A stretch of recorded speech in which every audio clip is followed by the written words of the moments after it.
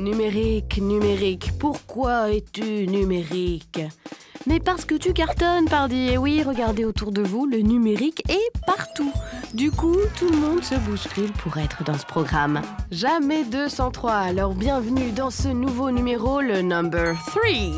Nous y parlerons de téléphone, de Fab Lab et de ruches. Oui, vous avez bien entendu, de ruches. Un téléphone, ça fonctionne avec une batterie. Jusqu'ici, on est d'accord. Et plus le téléphone est intelligent, plus il consomme de batterie. Finalement, la batterie est un peu au téléphone ce que l'alimentation est à l'être humain. Indispensable pour éviter d'être à plat. Alors, comment faire pour économiser sa batterie ? Eh bien, il y a une boîte, Little Green Men, les petits hommes verts, qui a eu une idée maligne. Créer une application très intelligente qui s'occupe à votre place de choisir les réglages les moins énergivores sur votre téléphone. Jean Annex a rechargé ses accus pour tout nous dire sur Greeny Score. Vous en avez marre de recharger votre portable plusieurs fois par jour ? Je vous comprends, c'est agaçant. Eh bien, cette start-up nantaise a peut-être la solution. Elle a développé une application qui vous permet d'améliorer la durée de vie de votre précieuse batterie. Le constat est très simple. Les smartphones, c'est des appareils qui sont formidables, on peut faire plein de choses avec, mais ils ont un gros défaut, c'est l'autonomie.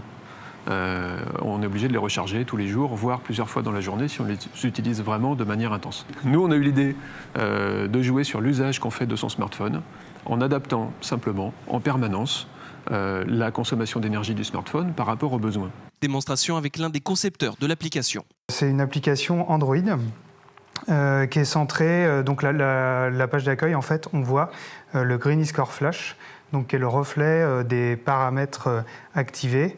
Et le principe, c'est que plus le Greeny Score est élevé, plus la batterie va durer longtemps. Au-dessus de 80, votre téléphone ne consomme pas trop d'énergie. En dessous, il faudra faire quelques ajustements dans vos réglages pour soulager votre batterie.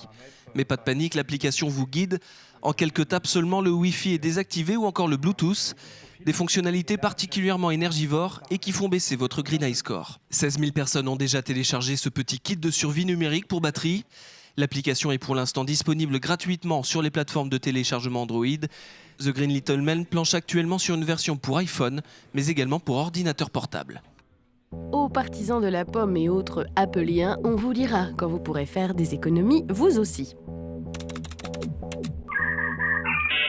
3 lettres, pas mieux. IRT, Institut de recherche technologique.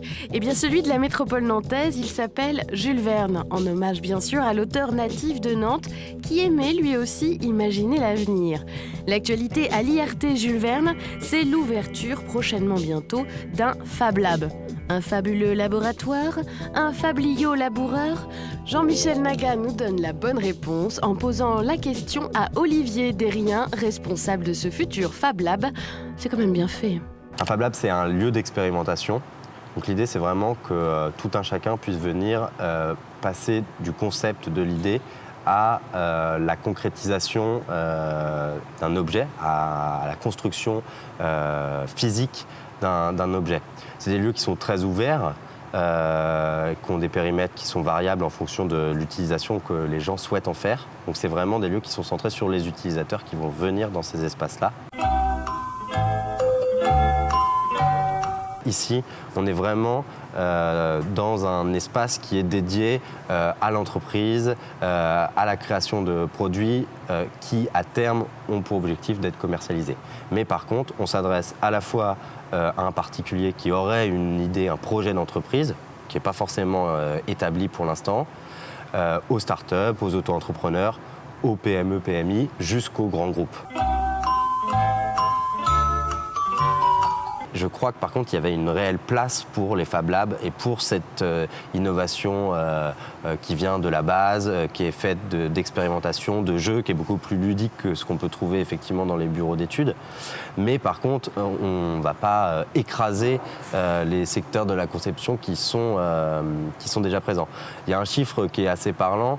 On dit souvent que sur 100 projets 100 idées qui sont émises à la base en entreprise, il n'y en a que 10 qui deviennent réalité. C'est-à-dire qu'il y en a 90 qui sont mis de côté parce qu'elles ne correspondent pas à la feuille de route de l'entreprise, parce qu'on n'a pas assez de visibilité sur ce que pourront être ces solutions.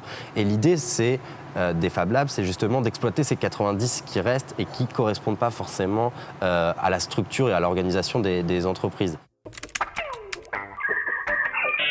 Revenons à nos smartphones, les petits moutons. Ils sont intelligents, certes, mais ils ont aussi des défauts, ces téléphones. Par exemple, ils émettent des ondes électromagnétiques. Alors, la société Defasium, qui investit pour trouver des solutions, en a trouvé une à Nantes, auprès d'une équipe de Polytech qui travaille pour l'université de Rennes. La solution ? Les coques, bien sûr. Elles peuvent être trop stylées, certes, mais elles peuvent aussi vous protéger jusqu'à 98% contre ces vilaines ondes. De premières coques ont déjà été commercialisées pour les téléphones de la Pomme sous la marque Tucano.